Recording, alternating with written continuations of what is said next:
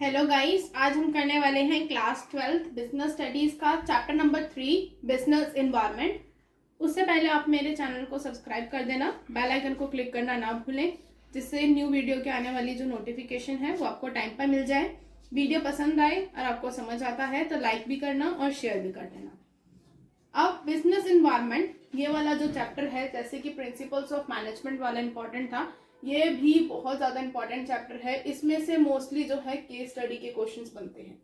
Environment से related जो है केस स्टडी के बनते हैं। डायरेक्ट क्वेश्चन भी आते हैं, बट ज़्यादातर इसमें से चांसेस होते हैं कि केस स्टडी के आए।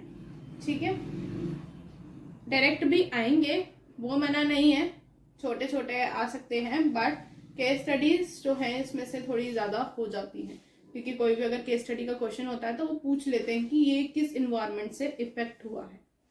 तो ये बहुत ज़्यादा इंपॉर्टेंट है ये भी। चलिए आइए स्टार्ट करते हैं।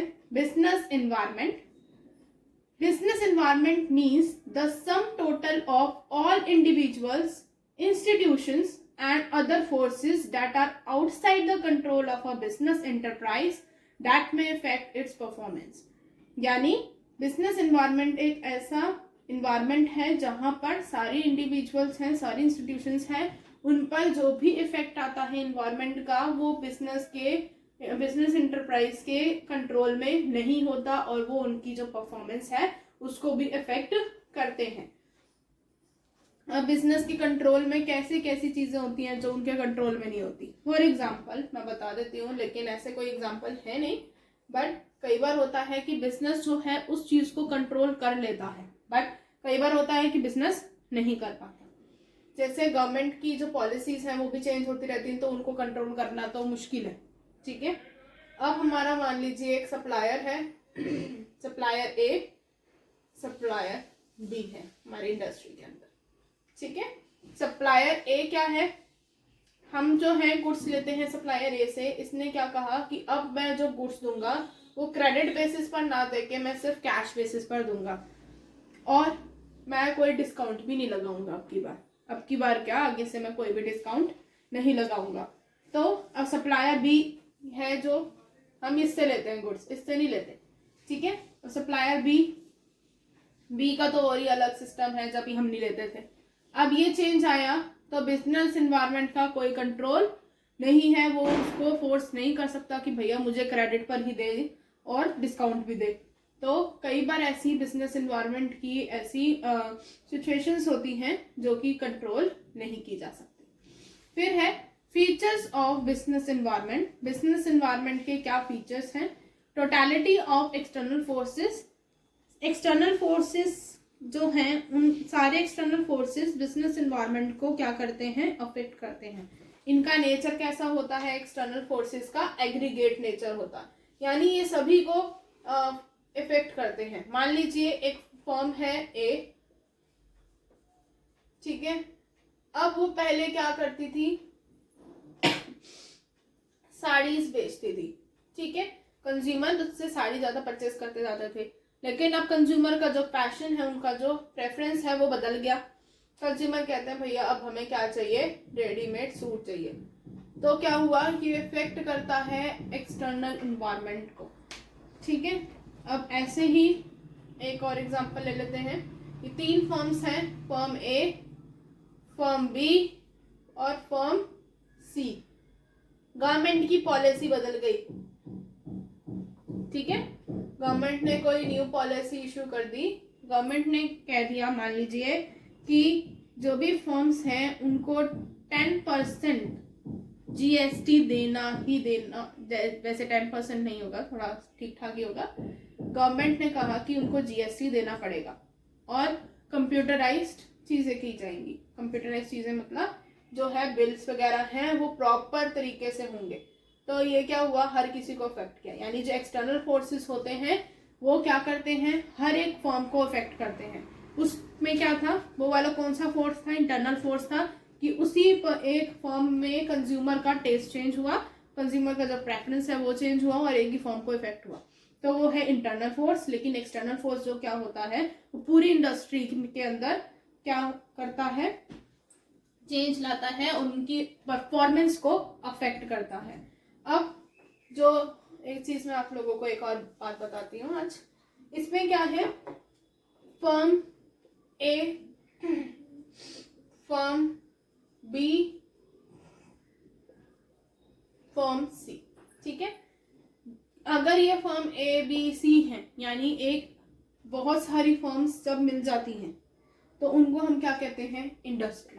क्या कहते हैं, ये तीनों फर्म मिल गई, इनको हम कह देते हैं इंडस्ट्री। मिल गई यानी ये नहीं कि उन्होंने वो कर लिया, पार्टनरशिप कर लिया, एक साथ काम करने लगे, वो बात नहीं है। यानी एक इंडस्ट्री के अंदर बहुत सारी फर्म्स होती हैं। जब जैसे हमारी जो मार्केट्स वगैरह होती हैं उसमें 3-4 दुकानें हैं, तो वो सारी क्या हो गई, वो अलग अलग दुकान का नाम लें, उससे अच्छा हम क्या कह देते हैं, इंडस्ट्री कह देते हैं, ठीक है।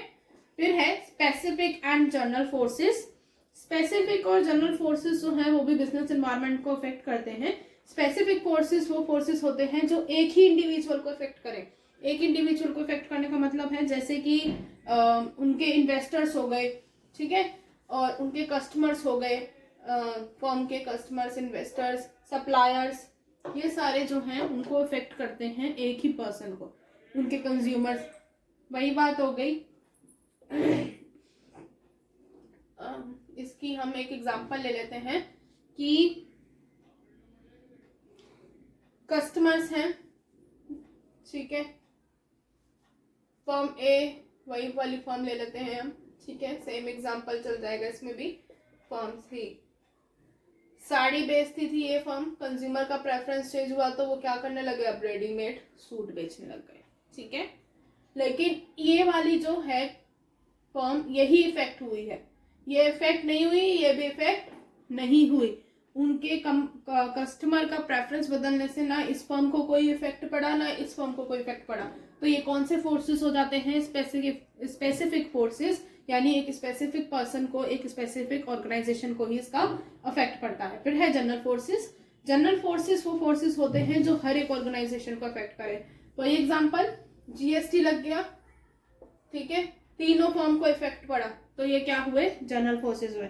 यानी जो गवर्नमेंट की पॉलिसीज हैं, पॉलिटिकल कंडीशंस हैं, टेक्नोलॉजिकल कंडीशंस हैं, नई टेक्निक मार्केट के अंदर आ गई तो तीनों फर्म्स को ही इफेक्ट पड़ेगा, ठीक है। बहुत सारी फर्म्स उसके अंडर इफेक्टेड हो जाती हैं, उनकी परफॉर्मेंस के अंदर भी इफेक्ट आ जाता है। फिर है इंटररिलेटेडनेस। इंटररिलेटेडनेस का मतलब है कि जो फर्म्स हैं वो क्लोजली रिलेटेड होती हैं अपने एनवायरनमेंट से, यानी बहुत ज्यादा उनको अपने एनवायरनमेंट से रिलेट करना होता है। कैसे, एक दूसरे के ऊपर इंटरडिपेंडेंट होती है। जैसे कि फॉर एग्जांपल जो लाइफ एक्सपेक्टेंसी है पीपल की वो इंक्रीज होती जा रही है, तो उस हिसाब से जो अवेयरनेस है वो भी इंक्रीज होती जा रही है। तो कंज्यूमर नॉर्मल प्रोडक्ट्स की जगह क्या मांगते हैं, हेल्दी प्रोडक्ट्स। जैसे कोक वगैरह भी वो लोग आजकल डाइट कोक मांगने लगे हैं, नमकीन की जगह डाइट नमकीन प्रेफर करते हैं। यानी जो कंज्यूमर का जो हेल्थ अवेयरनेस है वो भी बढ़ गई है, तो उस हिसाब से एक एनवायरनमेंट को उससे इंटररिलेटेड रहता है। फिर है डायनामिक नेचर। जो नेचर है बिजनेस एनवायरनमेंट का वो बहुत ज़्यादा डायनामिक है। टाइम टू टाइम जो सिचुएशंस हैं वो भी चेंज होती हैं, टाइम टू टाइम एनवायरनमेंट में भी चेंज आता है। फिर है अनसर्टेनिटी।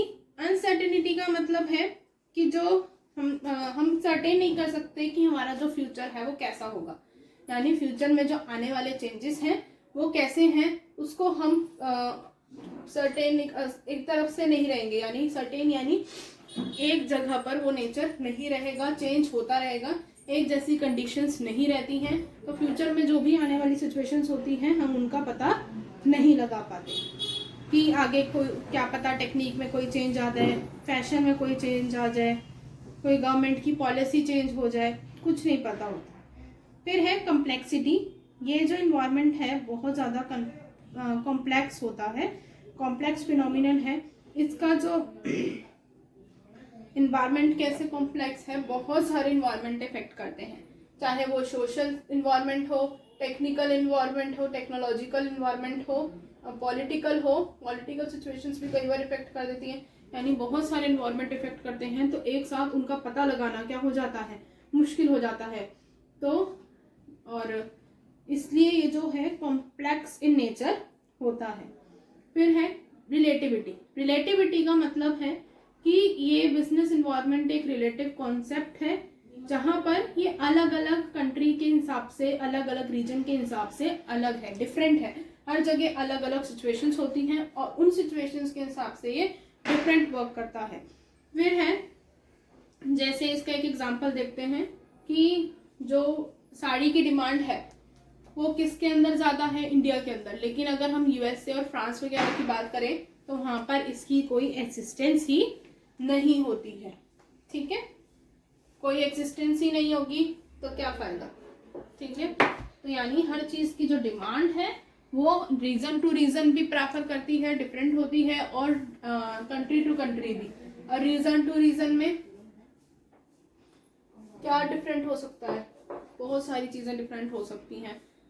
ठीक है, फिर इसका एक ये पॉइंट्स का ही हर बार चक्कर हो जाता है कि वो बिजनेस इन्वायरमेंट है, चाहे पूरी बिजनेस की हमारी जो बुक है उसमें मेनली पॉइंट्स हो जाते हैं। सबसे ज़्यादा पॉइंट्स में दिक्कत आती है कि ये सारे जो पॉइंट्स हैं इनको कैसे याद किया जाए, क्योंकि अभी इसके फीचर्स भी होंगे, इंपॉर्टेंस भी होगी, बहुत सारी चीज़ें आ जाती हैं, तो पॉइंट्स याद करना मुश्किल हो जाता है। तो इसके लिए हम एक एक्रोनम बनाते हैं। ठीक है, एक्रोनम क्या है इसकी मैं बता देती हूँ और ध्यान से सुनना। उसके हेल्प से अगर आप उस एक्रोनम को याद कर लोगे तो पूरे पॉइंट्स आपको हमेशा के लिए याद रहेंगे। तो एक्रोनम क्या है, एक मिनट,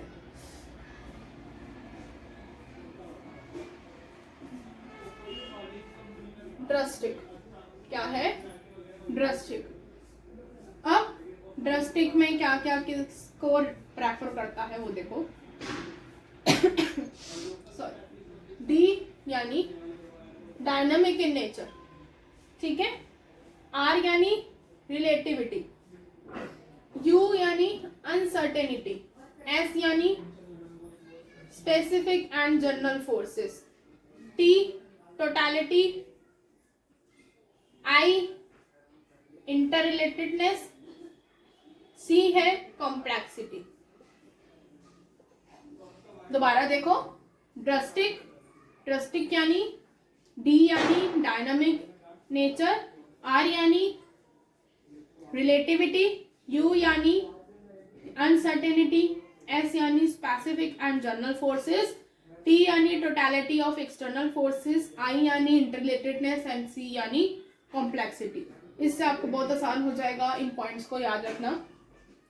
अब मिलेंगे नेक्स्ट वीडियो में नेक्स्ट टॉपिक के साथ इस चैप्टर के। आज के लिए इतना ही एंड बाय।